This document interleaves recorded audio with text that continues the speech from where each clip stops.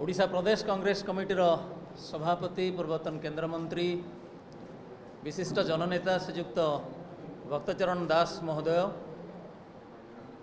प्रदेश कांग्रेस कमिटीर कर्मकर्ता वृंद एवं गणमाध्यम सम्मानास्पद प्रतिनिधि वृंद, दीर्घ 23 वर्ष धरी कैमेरा पछपटे छिड़ा हबार अभ्यास हो जाइथिला।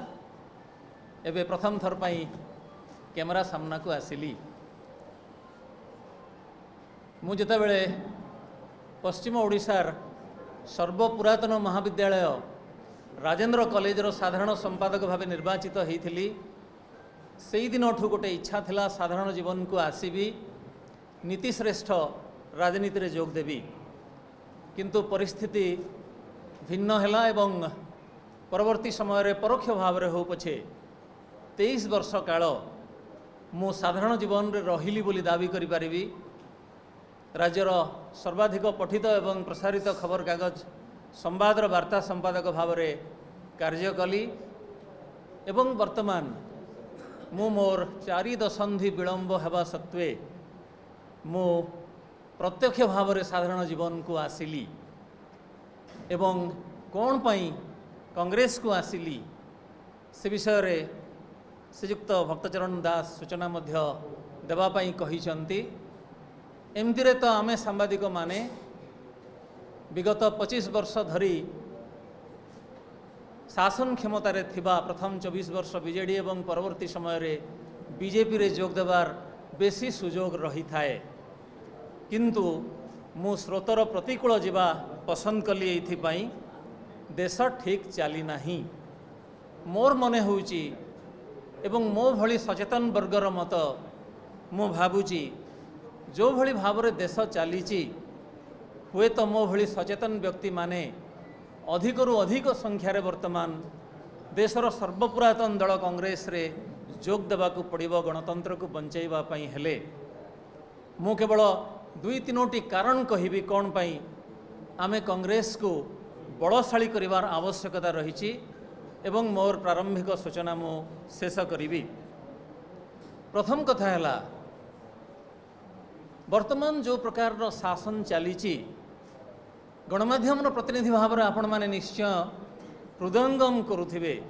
निर्वाचन आयोग कथा कहंतु, श्रीयुक्त दास निजे सांबादिक सम्मेलन रे कही सारी चंती दुरुक्ति हेई पारे, किंतु मु पुणी थरे आपण माननकु दोहराइबी। सर्वोच्च न्यायालयर प्रधान न्यायाधीश को से पैनल रु बाहर कर दे प्रधानमंत्री एवं कैबिनेट मंत्री जड़े रहिबे को माने निर्वाचन आयोग रो सभ्य हेबे सेमानंकु बाछिबा पई एवं सबु बेले 2-1 मतरे सरकार जितुथिबे एवं निज इच्छा अनुसार निर्वाचन आयोग गठन करुथिबे।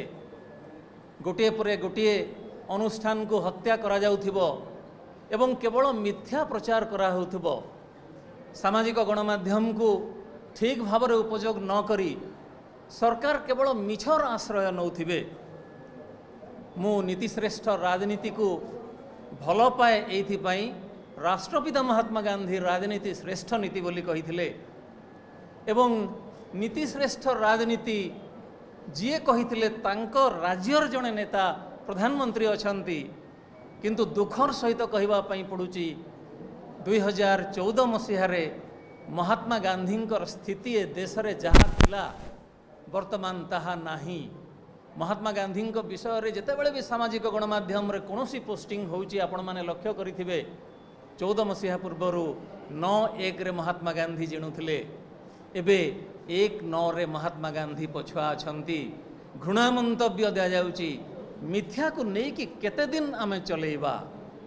पूरा मिछ कथा गुड़ाक डाहा मिछ कथा गुड़ाक कहा जाउची।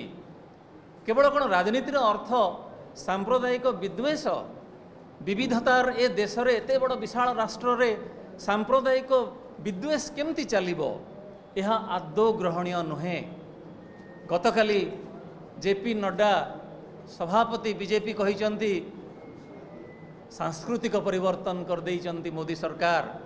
ठीक कथा तो गांधी देश रे बुद्ध एवं जेसस ख्राइस्ट परे जहाँ को सर्वश्रेष्ठ महामानव बोली कहा जाए ଯିଏ ସବୁଠାରୁ ବଡ଼ ବିଶ୍ୱର ନାୟକ, ବିଂଶ ଶତାବ୍ଦୀର ସବୁଠୁ ବଡ଼ ନାୟକ, ତାଙ୍କୁ ଏ ଜାତି ଖଳନାୟକରେ ପରିଣତ କରି ସାରିଲାଣି।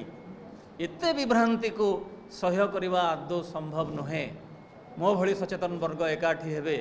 ଆର୍ଥିକ ପ୍ରଗତି କଥା କୁହାଯାଉଛି। କି ଆର୍ଥିକ ପ୍ରଗତି? ବଡ଼ ଭାଇ ସୁଦର୍ଶନ ଭାଇଙ୍କ ସହିତ କିଛି ସମୟ ପୂର୍ବରୁ ଆଲୋଚନା କରୁଥିଲି। 181 ଟ୍ରିଲିୟନ ରୁପିଜ୍ର ଋଣ ଭାର ହେଲାଣି ଏ ଦେଶ ଉପରେ। ଏଇ ସରକାର ଶେଷ ବେଳକୁ 200 ଲକ୍ଷ କୋଟିରେ ପହଞ୍ଚିବ। ଚିନ୍ତା କରୁଛନ୍ତି 200 ଲକ୍ଷ କୋଟି କେତେ? ରାଜ୍ୟ ସରକାର ଓଡ଼ିଶାର ବଜେଟ୍ 3 ଲକ୍ଷ କୋଟି, ତା ମାନେ 65-70ଟା ରାଜ୍ୟ ସରକାର ଓଡ଼ିଶାର ବଜେଟ୍ ଦେଲେ ଯେତିକି ହେବ ସେତିକି ଟଙ୍କା ଆମେ। Boarding completed. Nurture. Discover. Fly with pride.